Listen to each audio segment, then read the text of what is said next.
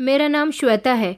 मैं आज आप सब लोगों को अपनी दुख भरी कहानी सुनाना चाहती हूँ, जिसको सुनकर आपकी भी आंखों से आंसू निकल आएंगे।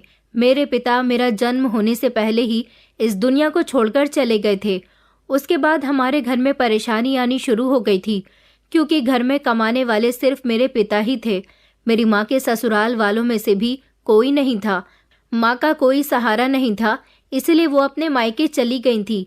मेरी माँ के माता पिता भी काफी साल पहले गुजर चुके थे। बस उनके भैया भाभी ही उनका आखिरी सहारा है, इसलिए वो अपने भैया भाभी के घर मुझे लेकर चली गई थी। मैं और मेरी माँ हर तरह से उन दोनों के ही सहारे अपनी जिंदगी गुजार रहे थे। मेरे मामा तो पूरी तरह से अपनी पत्नी के गुलाम बने हुए थे और पूरी तरह से अपनी पत्नी के बस में थे। मामी दिन को रात कहती तो मामा के लिए रात हो जाती, और रात को दिन कहती तो मामा के लिए दिन हो जाता। मामा पूरी तरह से अपनी पत्नी की ही सुनते थे। मैंने जब से होश संभाला था तब से ही अपनी माँ को घर के सारे काम करते हुए देखा था। सारा दिन मेरी माँ मामा मामी और उनके बच्चों की ही सेवा करने में लगी रहती थी, और रात को थक हार कर आस पड़ोस के लोगों के कपड़े सिला करती थी। टीबी से खांस खांस कर मेरी माँ के फेफड़ों का बुरा हाल हो गया था। सारा दिन और सारी रात कामकाज कर करके मेरी माँ की हालत दिन ब दिन खराब होती चली जा रही थी। उनका ना तो कोई इलाज हो रहा था और ना ही उनको कोई दवा मिल रही थी। वो रात को मेहनत करके मेरे लिए कुछ न कुछ पैसे जोड़ती रहा करती थी। मामी सिर्फ मेरी माँ पर ही जुल्म नहीं किया करती थी, बल्कि मुझ पर भी बहुत जुल्म किया करती थी। मामा को तो अपनी पत्नी के आगे अपनी बहन और भांजी बिल्कुल भी नहीं दिखाई देती थी। मामा को अपनी पत्नी से इतना ज्यादा डर लगता था कि वो अपनी पत्नी का हर हुक्म अपनी सराखों पर रखते थे। आखिरकार मेरी माँ उनकी सगी बहन थी, लेकिन कभी उन्होंने अपनी सगी बहन के लिए अपने घर में किसी तरह का कोई एक्शन नहीं लिया था। मामी हमें अपने घर पर बोझ समझती थी, क्योंकि हम उनके घर में उनके सर पर पड़े हुए थे। मेरी माँ कपड़े सी कर पैसे जोड़ रही थी ताकि जल्द से जल्द वो मुझे इस घर से लेकर चली जाए, लेकिन हमारा तो बुरा टाइम चल रहा था, इसलिए हमें अच्छे दिनों की उम्मीद नहीं थी। मेरी माँ को वक्त ने इतना टाइम ही नहीं दिया कि वो अपने लिए या मेरे लिए कुछ कर पाती। एक दिन खांसते खांसते मेरी माँ अपनी आंखों में अच्छे दिनों की ख्वाहिशें लेकर मुझे मामा मामी के सर पर छोड़कर हमेशा हमेशा के लिए चली गई थी। मामी जैसी जालिम औरत को मेरी माँ के मरने का भी कोई अफसोस नहीं हुआ था, और मामा, जबकि मेरी माँ उनकी सगी बहन थी, उन्होंने भी कोई खास अफसोस नहीं किया था, बल्कि वो दोनों तो बहुत ज्यादा सुकूनदेह हो गए थे, क्योंकि उनके सर से बोझ जो उतर गया था। आस पड़ोस के लोगों ने ही मेरी माँ का अंतिम संस्कार किया था। एक मेरी मामी ने मुझे घर से बाहर निकालकर खड़ा कर दिया था। पहले तो मामी को मेरी माँ के रूप में सारा दिन काम करने वाली नौकरानी मिली हुई थी, जिसकी वजह से वो मुझे भी किसी तरह से बर्दाश्त कर लिया करती थी। लेकिन अब तो मेरी माँ भी चली गई थी, इसलिए मुझे वो अपने घर में क्यों रखती। जब मेरी मामी ने मुझे घर से निकाला था तब मेरी उम्र सिर्फ 8 साल थी, और मैं नहीं जानती थी कि कौन मेरे साथ किस तरह का बिहेवियर कर रहा है। आस पड़ोस के लोगों ने मेरी मामी को बहुत समझाया था, लेकिन मामी ने कह दिया था कि जिसको ज्यादा हमदर्दी है वो इसे अपने साथ लेकर जा सकता है। मामा के दिल में तो मेरे लिए थोड़ा बहुत रहम आ भी रहा था, लेकिन मामी ने उनसे साफ साफ कह दिया था कि अगर इस घर में अपनी भांजी को दोबारा वापस लाने के बारे में सोचा भी तो खुद भी उसके साथ साथ घर से बाहर निकल जाना। इसी तरह से मामा ने भी मेरी जिम्मेदारी लेने से इनकार कर दिया था।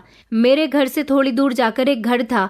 जिन लोगों के पास कोई औलाद नहीं थी, उन्हें हमारे घर के हालात के बारे में सब कुछ पता था, इसलिए वो लोग मुझ पर तरस खाकर मुझे अपने साथ अपने घर ले गए थे।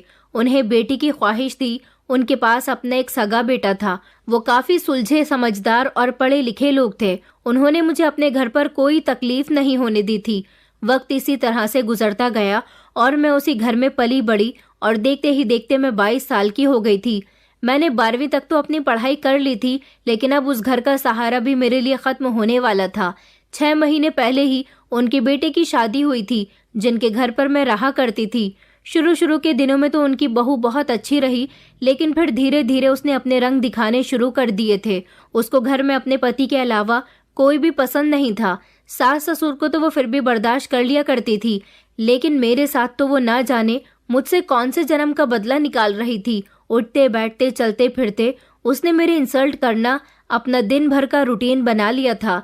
शुरू शुरू में तो वो दोनों पति पत्नी जिन्होंने मुझे पाला था मेरी साइड लेकर अपने बेटे की बहू को डांट दिया करते थे, मगर वक्त गुजरने के साथ साथ अब उनकी बूढ़ी हड्डियों में इतनी जान नहीं रही थी कि वो अपनी बहू का मुकाबला कर पाते। फिर भी उन्होंने एक फैसला किया। इससे पहले उनकी बहू सब कुछ अपने नाम कर ले, उससे पहले ही वो मुझे किसी मजबूत हाथों के हवाले कर देना चाहते थे जो मेरा ख्याल रख सके। उन दोनों पति पत्नी ने मेरा बहुत ख्याल रखा था।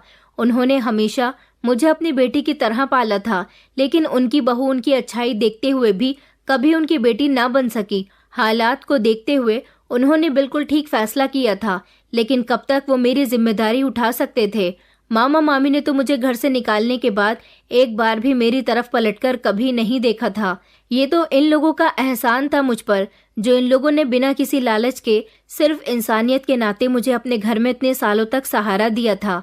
न सिर्फ मेरी अच्छी परवरिश की थी, बल्कि अपनी हैसियत के मुताबिक मुझे पढ़ा लिखाकर किसी काबिल बना दिया था। उन्होंने मुझे अपने फैसले के बारे में बता दिया था। मैं बिना कुछ कहे सुने ही मान गई थी। वो लोग चाहते थे कि वो किसी अच्छी जगह मेरा रिश्ता तय करने के बाद मेरी शादी कर दें और जिस तरह से मेरा घर बस जाए। फिर जल्द से जल्द उन लोगों ने मेरा रिश्ता पक्का कर दिया और 1 महीने के अंदर अंदर ही मेरी शादी कर दी। शादी के बाद मैं दुल्हन बनकर अपने नए घर और नए कमरे में थी। शादी के बाद मेरे दिल में नए नए तरह के ख्याल भी आ रहे थे और खुशी भी बहुत थी कि अब मेरी खुशहाल जिंदगी शुरू होने वाली थी। मेरे ससुराल में मेरे पति के अलावा और कोई नहीं था। मेरे पति का एक छोटा भाई था जिसने पहले किसी लड़की से लव मैरिज कर ली थी और वो उस लड़की को भगाकर ले गया था।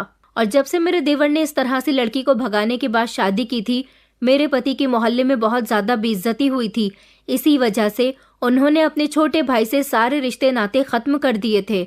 सास ससुर भी आगे पीछे ही इस दुनिया को छोड़कर चले गए थे। अब मेरा पति इस घर में अकेला ही रहता था। मैं तो सिर्फ यही सोचती थी कि इस अकेले घर में मेरी जिंदगी बहुत अच्छी गुजरेगी, लेकिन ये मेरी बहुत बड़ी गलतफहमी निकली और इस बात का अंदाजा मुझे बहुत जल्द ही हो गया था जब मेरा पति पहली रात ही कमरे के अंदर आया और आते ही उसने मुझे मारना पीटना शुरू कर दिया। आधी रात के टाइम मैं अपने कमरे में बैठी अपनी किस्मत पर रो रही थी, क्योंकि मेरा पति शादी की पहली रात ही शराब पीकर आया था। न जाने मेरी किस्मत ने मुझसे किस बात का बदला लिया था। शायद मेरी जिंदगी में कोई सुख लिखा हुआ ही नहीं था। उस दिन मेरा पति मुझे मारने के बाद न जाने कहां पर चला गया। काफी रात हो गई थी। मेरा पति अभी तक वापस नहीं आया था। सच बात तो ये थी कि मेरे पति की आदत शक करने वाली थी और उसको मेरा खूबसूरत होना पसंद नहीं आया था। वो गलत संगतों में पड़ा हुआ था। जिनकी पत्नियां खूबसूरत होती हैं वो लोग तो खुश होते हैं, लेकिन मेरा पति मेरी खूबसूरती को अपने लिए मुसीबत समझ रहा था। पहली रात से ही मैंने खामोश रहना सीख लिया था। मेरा पति बहुत ज्यादा शक करने वाला आदमी था। वो ऐसे आदमियों में से था जो अपनी पत्नियों पर बिल्कुल भी भरोसा नहीं किया करते थे। मैं समझी थी कि शायद वो वक्त के साथ साथ ठीक हो जाएगा, लेकिन जैसे जैसे वक्त गुजरता चला जा रहा था उसका व्यवहार इसी तरह से और ज्यादा बिगड़ता चला गया। वो मुझे किसी के सामने नहीं आने देता था। हर टाइम मुझे अजीब अजीब सी नजरों से घूरता रहता था। जितना टाइम वो घर पर होता था मुझे अपनी नजरों से अलग ही नहीं होने देता था और जैसे ही घर से बाहर जाता था दरवाजे को बाहर से लॉक करके जाता था। और अगर घर में कोई मेहमान आ जाता तो वो मुझे कमरे से ही नहीं निकलने देता था। जितनी देर घर में मेहमान रहते कमरे का दरवाजा लॉक करके ही रखता था। अगर कभी मैं उसका अच्छा मूड देखकर उसके लिए तैयार होती तो वो एकदम से अपने चेहरे के एक्सप्रेशन खतरनाक कर लिया करता था और मेरे साथ बुरी तरह से मारपीट शुरू कर देता था। फिर बाद में मुझसे माफी भी मांग लिया करता था। मैंने पूरे 1 साल तक ये सब कुछ बर्दाश्त किया था।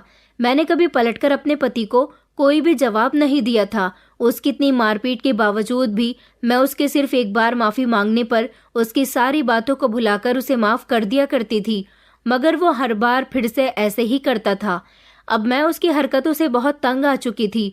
मेरे खूबसूरत होने में मेरा कोई कसूर नहीं था, फिर भी मैं 1 साल से उसके हर जुल्म को बर्दाश्त करती आ रही थी कि शायद वो अब सुधर जाए और हमारी जिंदगी अच्छी तरह से गुजरने लगे। मगर ऐसा नामुमकिन सा लग रहा था। उसकी जुल्म तो मुझ पर दिन ब दिन बढ़ती चली जा रही थी। उसके जुल्मों की तरफ देखते हुए मैंने भी अब सोच लिया था कि मैं उससे तलाक ले लूंगी, क्योंकि मैं अब उसके इन जुल्मों से बहुत ज्यादा तंग आ गई थी। उसे मुझे मारने के बाद मेरी चोटों पर बिल्कुल भी रहम नहीं आता था। वो मुझे जानवरों की तरह पीटा करता था और उस घर में मुझे उससे बचाने वाला भी कोई नहीं था। मैंने सोचा कि उसे तलाक लेने के बाद मैं किसी नौकरी की तलाश कर लूंगी, जो नौकरी भी मेरे काबिल होगी वही काम मैं कर लूंगी और किसी भी तरह से अपनी जिंदगी को गुजार लूंगी। लेकिन मुझे ये मारपीट वाली जिंदगी अब बिल्कुल भी जीना गवारा नहीं है। मैं उस आदमी के साथ अब और नहीं रहना चाहती थी और उसके जुल्म को बर्दाश्त करने की मुझ में अब और हिम्मत नहीं बची थी। एक दिन मैंने ऐसे ही अपने पति से तलाक लेने के बारे में कह दिया, जिस पर कुछ देर तक तो वो मुझे देखता रहा और फिर चुपचाप घर से बाहर चला गया। मुझे भी उसके चुप रहने पर तसल्ली हो गई थी। ऐसा लग रहा था जैसे वो मुझे आसानी से तलाक दे देगा। मगर आज रात जब मैं सो रही थी तो अचानक मुझे अपना दम घुटता हुआ महसूस हुआ। जैसे ही मैंने अपनी आंखें खोल कर देखा तो मेरा पति मेरे मुंह पर तकिया रखकर मुझे मारने की कोशिश में लगा हुआ था। वो मुझे जान से मार चुका होता। मैं अपनी जान बचाने की कोशिश कर रही थी। मैंने टेबल की तरफ हाथ बढ़ाया और ग्लास को महसूस करते हुए पकड़कर उसके सर पर दे मारा और अपनी जान बचाते हुए वहां से भाग गई। मुझे नहीं पता था कि मेरी मंजिल कहाँ है। मेरी जान तो बच गई थी, यही मेरे लिए बहुत बड़ी बात थी। जब मैं अपने घर से निकली तो बिना इधर उधर देखे बस भागते ही चली जा रही थी। मुझे अपना कोई होश नहीं था, ना ही मेरे पास दुपट्टा था और ना ही मेरे पैरों में चप्पल थी। मैं नंगे पैर ही रात के उस टाइम सड़क पर भाग रही थी।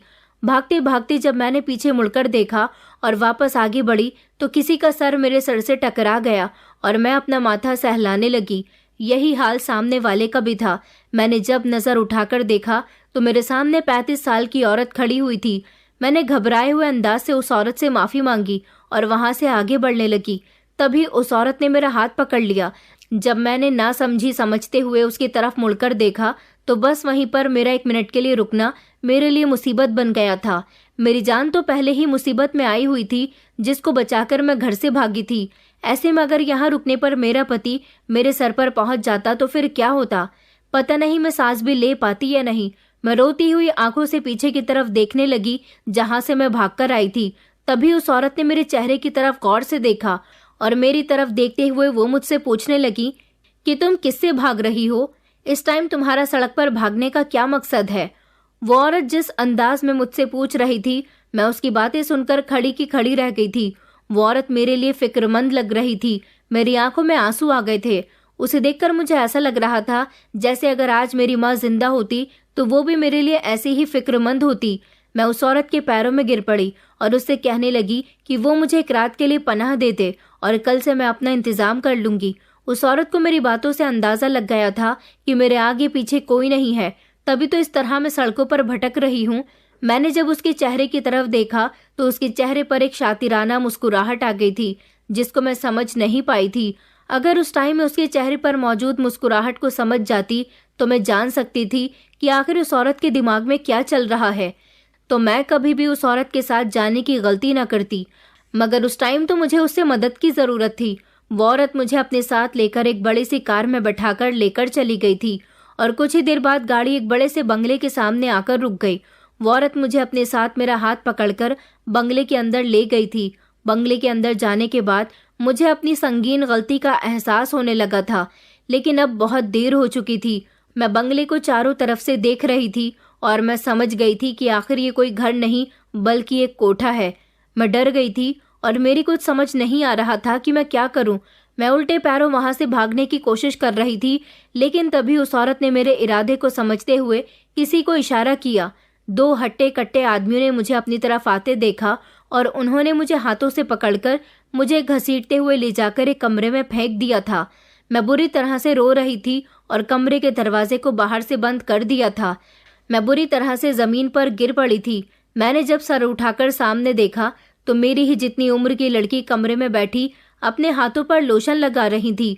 मैं उसकी तरफ देखने लगी, जबकि मैं अपनी किस्मत पर बुरी तरह से रो रही थी। जान बचाने के चक्कर में मैं अपनी इज्जत को दांव पर लगा बैठी थी। सड़क पर जो औरत मुझे मिली थी और वो मुझे पनाह देने के लिए जिस बंगले में लाई थी, उस बंगले को कोठा कहते थे और एक इज्जतदार इंसान के साथ कोठे नाम का शब्द उसके नाम के साथ जुड़ना ही उसकी मौत होता है और फिर वहां जाकर रहना।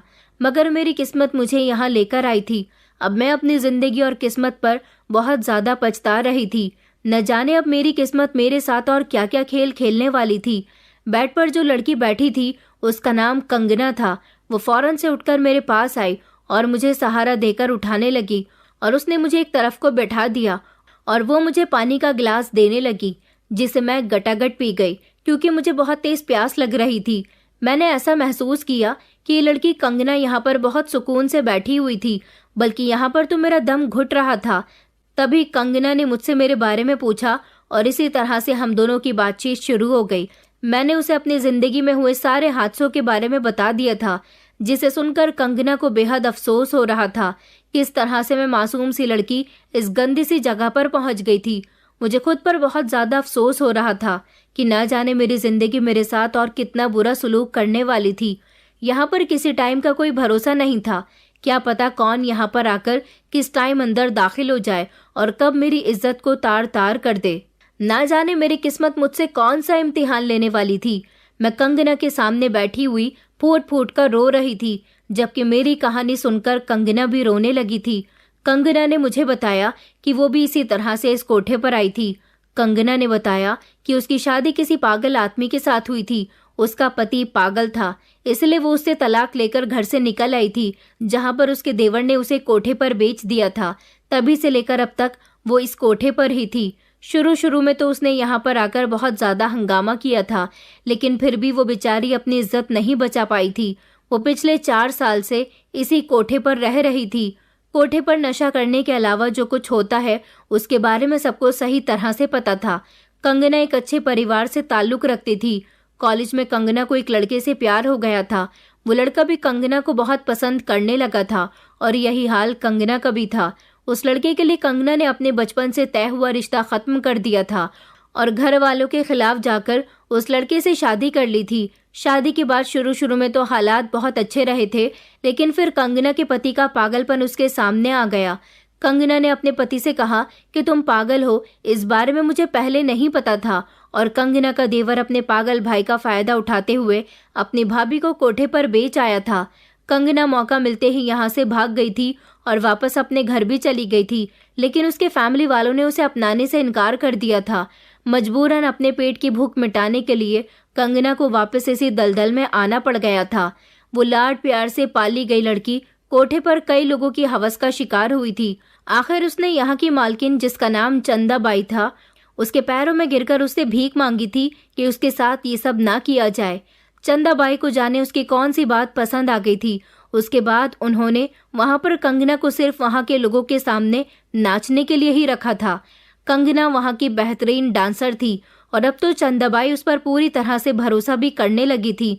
तभी तो मुझे भी यहाँ पर कंगना के हवाले ही कर दिया गया था, ताकि वो मुझे अच्छी तरह से तैयार करके महफिल में पहुंचा दे। उसका इरादा मेरी बोली लगाने का था, क्योंकि मैं बहुत ज्यादा खूबसूरत थी। उसे मुझसे अच्छा खासा प्रॉफिट हो सकता था। मैं बहुत ज्यादा परेशान थी और बार बार इधर से उधर चक्कर काट रही थी। कंगना बहुत देर तक बैठी हुई मुझे देखती रही थी और फिर मुझसे कहने लगी कि तुम्हें इतना सोचने की कोई जरूरत नहीं है, क्योंकि तुम्हारे सोचने से यहाँ पर कुछ भी नहीं होने वाला। बेवजह इतने चक्कर लगाने से सिर्फ तुम्हारी टांगों में ही दर्द हो सकता है। मगर मेरे पास और कोई चारा नहीं था। मैं करती तो क्या करती, कैसे भागती, यहाँ से मेरी कुछ समझ नहीं आ रहा था। तभी अचानक मेरे दिमाग में एक बात आई। कंगना ने भी तो यहाँ से भागने की कोशिश की थी और वो भागने में कामयाब भी हो गई थी, और उसे तो यहाँ पर रहते हुए भी 4 साल हो गए थे। इसीलिए उसे अच्छी तरह से यहाँ के हर रास्ते के बारे में पता होगा। मैं फौरन ही कंगना के सामने जाकर हाथ जोड़कर खड़ी हो गई, क्योंकि एक वही थी जो मुझे यहाँ से निकाल सकती थी। मैं उसके आगे रिक्वेस्ट करने लगी कि वो मुझे यहाँ से निकाल दे। बदले में जो वो मुझसे कहेगी मैं वही करूँगी। काफ़ी देर तक रिक्वेस्ट करने के बाद कंगना मेरी मदद करने के लिए तैयार हो गई थी। बदले में जो उसकी शर्त थी वो भी मैंने मान ली थी। रात के 4 बजे जब शोर शराबा खत्म हो गया था और सब शराब के नशे में धुत हुए इधर उधर गिरे पड़े थे, तब कंगना मुझे लिए हुए कमरे से बाहर निकली और दबे पांव एक तरफ को चलने लगी। उसने मेरा हाथ पकड़ रखा था। बत्तियां सारी बंद थी और ये भी उसी का ही काम था।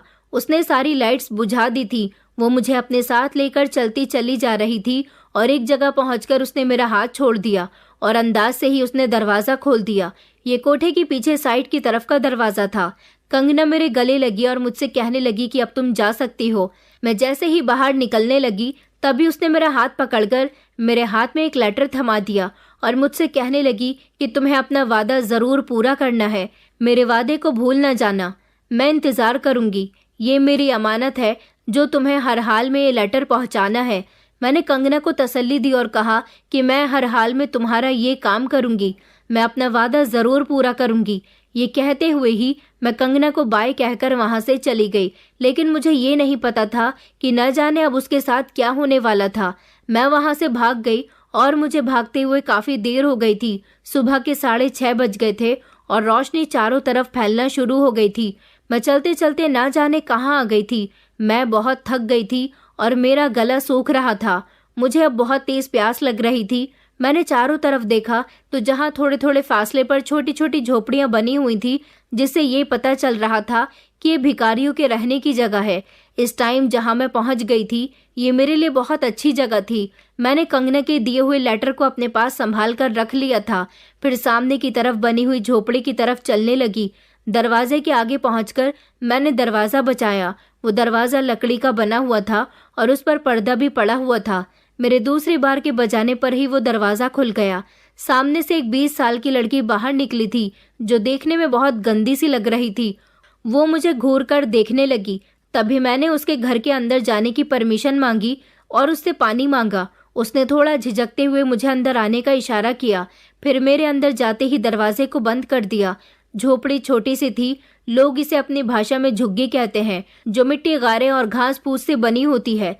मैंने झोपड़ी के अंदर देखा कि बहुत ज़्यादा सफाई थी, लेकिन वो लड़की मुझे बहुत गंदी लग रही थी। ज़मीन पर ही एक साइड में बिस्तर लगा हुआ था। एक तरफ छोटा सा चूल्हा और मिट्टी के ही कुछ बर्तन रखे हुए थे।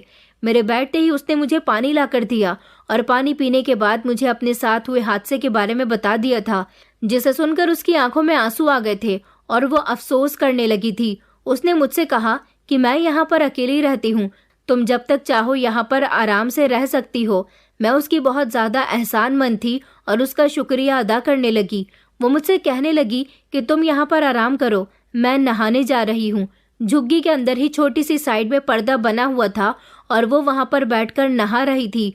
मैं उसके नहाकर आने का इंतज़ार करने लगी। फिर ना जाने कब मेरी आँख लग गई।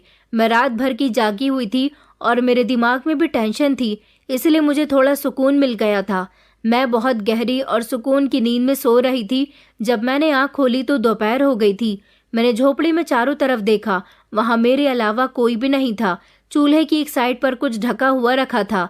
तभी वो लड़की भी दरवाज़ा खोलकर अंदर आ गई। मैं उसको देखती रह गई थी। नहा धोकर साफ सुथरी होकर वो बहुत खूबसूरत लग रही थी।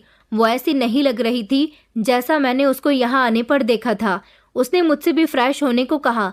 मेरे फ्रेश होने के बाद उसने मेरे लिए खाना लगाया।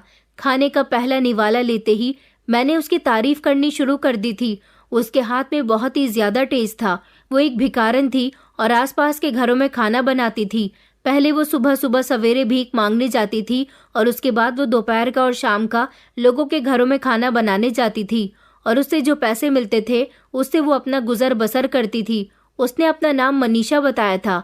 वो भी मेरी तरह बेसहारा और अनाथ थी। उसने बताया कि उसके सौतेले पिता ने पैसे के लालच में आकर उसकी शादी बड़े घर में कर दी थी। सौतेले पिता की बातों में आकर उसने अपने पति को इतना परेशान किया कि वो मनीषा को तलाक देने पर मजबूर हो गया था। सौतेले पिता के ही कहने पर वो हर वो काम करती जो उसके पति को बिल्कुल भी पसंद नहीं था। उसका सौतेला पिता भी यही चाहता था कि उसका पति जल्द से जल्द उसे तलाक दे दे, क्योंकि वो लोगों के सामने अपनी बेटी का तमाशा बनाकर और उसके पति को ब्लैकमेल करके उनसे पैसे लूटना चाहता था। वो जानता था कि उसका पति अगर उसको मारे तो उसके शरीर पर चोटों के निशान आ जाए और जब उसको तलाक दे दे तो वो पुलिस स्टेशन में जाकर और लोगों के सामने लड़के वालों की बेइज्जती करके उनसे पैसे वसूल ले। उसका सौतेला पिता हर टाइम उसे नए नए तरीके बताता रहता और वो बेचारी अपने पिता के गलत इरादों से अनजान थी। इसी तरह से उसके पिता ने गैर मर्दों के साथ भी उसका मिलना मिलाना शुरू कर दिया। जब ये चीज़ उसे गलत लगी तो उसने अपने पिता से कहा कि ये सब करना बहुत गलत है। उसके पिता ने कहा कि अगर ऐसे तुम्हारा पति तुम्हें दूसरे मर्दों के साथ मिलता हुआ देखेगा तो उसे तुम्हारे साथ अपनी मोहब्बत का एहसास होगा। वो ना समझ अपने सौतेला पिता की बातों में आकर फंस गई और शादी के 4 महीने बाद ही उसके पति ने उसे तंग आकर तलाक दे दी और मौके पर ही उसके पिता ने उन लोगों से पैसे की डिमांड कर दी। उसके बाद उसके पति ने उसे घर से निकाल दिया। जब अपने सौतेले पिता के घर पहुंची तो उसका सौतेला पिता उसे देखकर बहुत खुश हुआ था, जैसे वो कोई बहुत अच्छा काम करके आई हो। सौतेले पिता पैसों के लालच में आकर मनीषा के साथ अच्छा व्यवहार करने लगा था और जब उसके हाथ में पैसे आ गए तो उसने कुछ दिनों के बाद ही अपना रंग दिखाना शुरू कर दिया था। उसके सौतेले पिता ने उसका जेवर और उसके साथ लाए हुए पैसे छीन लिए। जब मनीषा ने इस बात का हंगामा किया तो उसके सौतेले पिता ने उस पर चोरी का इल्जाम लगा दिया और उसको बेइज्जत करके घर से निकाल दिया। तब से ही वो भिखारियों की बस्ती में आ गई थी और भिखारन बनकर रह रही थी। शुरू शुरू में उसने भीख मांगकर अपना गुजारा किया, फिर उसे इस बस्ती के लोग मिल गए और वो यहाँ पर इस बस्ती में आ गई और वो यहाँ पर ही खाना बनाती थी, क्योंकि जिस घर का वो खाना बनाती थी वो अमीर लोग थे और जबकि मनीषा खाना अच्छा और टेस्टी बनाती थी, इसलिए उन्होंने मनीषा को खाना बनाने के लिए अपने घर में नौकरी पर रखा हुआ था। वो दोपहर का और रात का खाना बनाने के लिए टाइम से उनके घर पर चली जाती थी और अपने हिस्से का खाना लेकर वहां से आ जाती थी, जिससे वो उसे थोड़े पैसे भी दे देते थे और खाना भी दे दिया करते थे। मनीषा ने हालात का मुकाबला करना सीख लिया था, लेकिन इस सब के लिए उसे बहुत मुसीबतों और तकलीफों का सामना करना पड़ा था। अगर मैं होती तो मुझसे ये सब बर्दाश्त न होता और जाने कब की मर चुकी होती।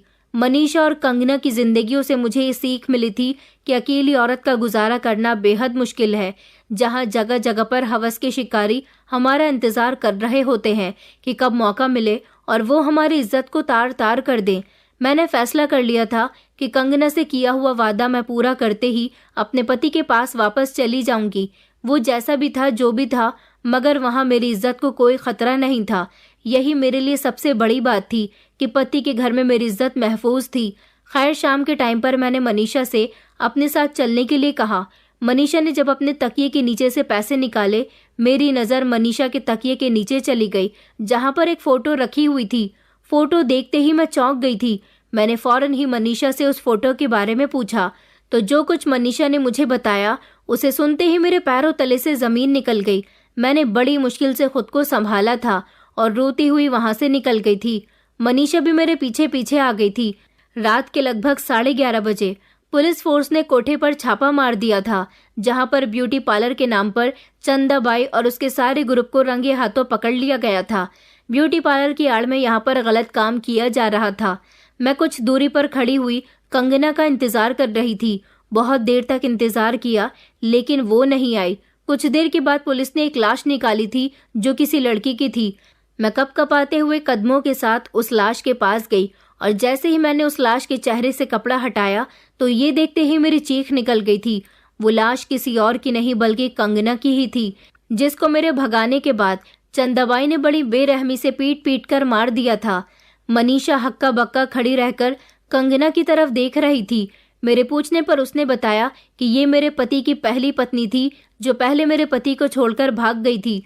मेरे सर पर तो आसमान ही टूट पड़ा था कि सारे राज आज ही खुलने रह गए थे। मेरी कुछ समझ में नहीं आ रहा था। मुझे बहुत डर लग रहा था। कंगना का मनीषा की सौतन होने का मतलब मैं ठीक तरह से समझ गई थी। कंगना की डेड बॉडी को पुलिस ने अपनी हिरासत में ले लिया था। मैं मनीषा को साथ लेकर अपने घर की तरफ चली गई थी। घर पहुंचने में मुझे 2 घंटे लग गए थे। जैसे ही मैं घर में दाखिल हुई तो मेरा पति मेरे पैरों में गिरकर मुझसे माफिया मांगने लगा था। तभी पीछे से उसका भाई भी आ गया, जिसको मैंने आज तक सिर्फ फोटो में ही देखा था। मैंने अपने पति को मनीषा के सामने कर दिया। मनीषा, जो पहले ही शॉक थी, मेरे पति को देखकर फौरन ही होश में आ गई और वो मेरे पति से माफी मांगने लगी थी। मनीषा के तकिए के नीचे जो फोटो निकली थी वो किसी और की नहीं बल्कि मेरे ही पति की थी और मेरा पति मुझसे शादी करने से पहले मनीषा का पति रह चुका था और मनीषा से शादी करने से पहले वो कंगना का पति रह चुका था। मैंने अपने पति को कंगना के साथ हुए हादसे के बारे में सब कुछ बता दिया था। हम चारों लोगों की जिंदगी अब एक ही मकाम पर थी, जिसमें से कोई भी किसी का कसूरवार नहीं था।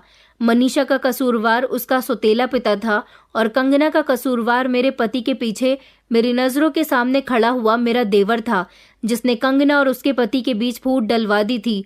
मेरा पति पागल नहीं था। उसके कान भरने वाला कोई और नहीं बल्कि उसका अपना ही भाई था, जो अपने भाई का घर नहीं बसने देना चाहता था। मेरे टाइम पर भी उसने मेरे पति का बुरी तरह से ब्रेन वॉश कर दिया था।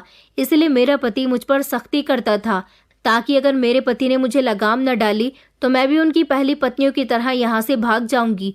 मैंने कंगना का दिया हुआ लेटर निकाला और अपने पति के हवाले कर दिया। वो एक लेटर था।